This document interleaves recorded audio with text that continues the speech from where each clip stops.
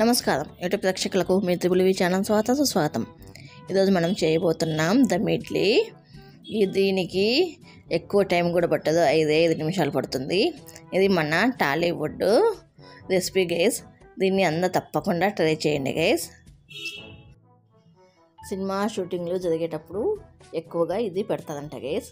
కానీ దీని రుచి మాత్రం చాలా బాగుంటుంది గైస్. ఎంత బాగుంటుందంటే ఎప్పుడు మీరు వేరే బ్రేక్ఫాస్ట్ తినాలని అనుకోరు, దీన్నే తినాలనుకుంటారు. అంత బాగుంటుంది, అంత ఈజీగా అవుతుంది. ఈ దమ్ ఇడ్లీని జీవితకాలంలో ఒక్కసారైనా మనం ఖచ్చితంగా తినాలి గైస్. అంత రుచిగా ఉంటుంది, చాలా బాగుంటుంది. అందరూ తప్పకుండా ట్రై చేయండి గైస్.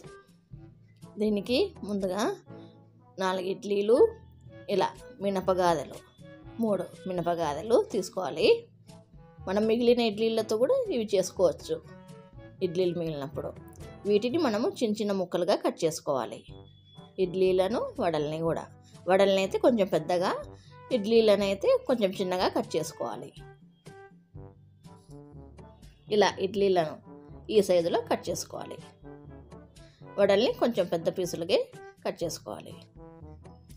ఇలా వడల్ని కొంచెం పెద్ద సైజు పీసులుగా కట్ చేసుకోవాలి. ఎందుకంటే మనకు తినేటప్పుడు చాలా బాగుంటుంది ఈ వడ అనేది, మనకు పంటి కింద పడితే. అందుకని వీటిని కొంచెం పెద్ద సైజు కట్ చేసుకోవాలి. ఇలా కట్ చేసుకున్న తర్వాత మనము 4 కప్పుల సాంబార్ తీసుకోవాలి. ఇలా 4 కప్పుల సాంబారు తీసుకోవాలి. ఈ సాంబార్లోకి ఇవన్నీ వేసేసుకోవాలి. ఇడ్లీ, వడ. ఈ సాంబార్లోకి మనము 1 టేబుల్ స్పూను కందిపొడి, అలాగే 1 టేబుల్ స్పూను మామిడికాయ ఊరగాయ ఉంటుంది కదా, అది మామిడికాయ ఊరగాయ, 1 టేబుల్ స్పూను నెయ్యి వేసుకొని బాగా కలుపుకోవాలి. అంటే మనకి ఇవి అంత పిండి పిండి అయ్యేట్లుగా కాదు, నెమ్మదిగా మొత్తము అన్నీ కలుసుకునేట్లుగా సిమ్లో పెట్టుకొని స్టవ్ని వీటన్నిటిని లో ఫ్లేమ్లోనే కలుపుకోవాలి. లో ఫ్లేమ్లో ఒక 10 నిమిషాలు ఉడకబెట్టేసుకోవాలి. అవసరమైతే నీళ్ళు కూడా వేసేసుకోండి గేస్. నేనైతే 1 కప్పు నీళ్ళు కూడా వేసేసుకుంటున్నాను. మన కొత్త సాంబార్ అంటే మనకి సరిపోదు కదా, గట్టిగా అయిపోతుంది, మాడిపోతుంది. కాబట్టి మనము నీళ్ళు కూడా వేసేసుకుంటున్నాం. మనము ముద్దగా కలుపుకోకూడదు, అడుగు నుంచి తీసుకొని కలుపుకుంటూ ఉండాలి. అంత అసలు ఇడ్లీ, ఈ వడలు ముద్ద కాకూడదు. మెయిన్గా ఇడ్లీలే కదా మనకి ముద్ద అయ్యేది, కాబట్టి ఇడ్లీలు ముద్ద కాకుండా ఇట్లా పీసులు ఉండేట్లుగానే చూసుకోండి. నెమ్మదిగా కలుపుకోండి. దీన్నంతా ఒక 10 నిమిషాలు బాగా ఉడికేంత వరకు లో ఫ్లేమ్లోనే ఉడకబెట్టేసుకోవాలి. మనకు ఉడకడం స్టార్ట్ అయింది చూడండి గైస్. మనకి కందిపొడి కూడా చాలా సింపుల్గా నేను చూపిస్తాను గైస్. అంటే కందిపొడి నేను దీంట్లో ఈ వీడియోలో చూపించడం లేదు, ఇంకొక వీడియో చేస్తాను. కందిపొడికి సింపుల్గా చేసుకోవచ్చు, టేస్ట్ మొత్తం అద్దిపోద్ది ఆ కందిపొడి యొక్క టేస్టు.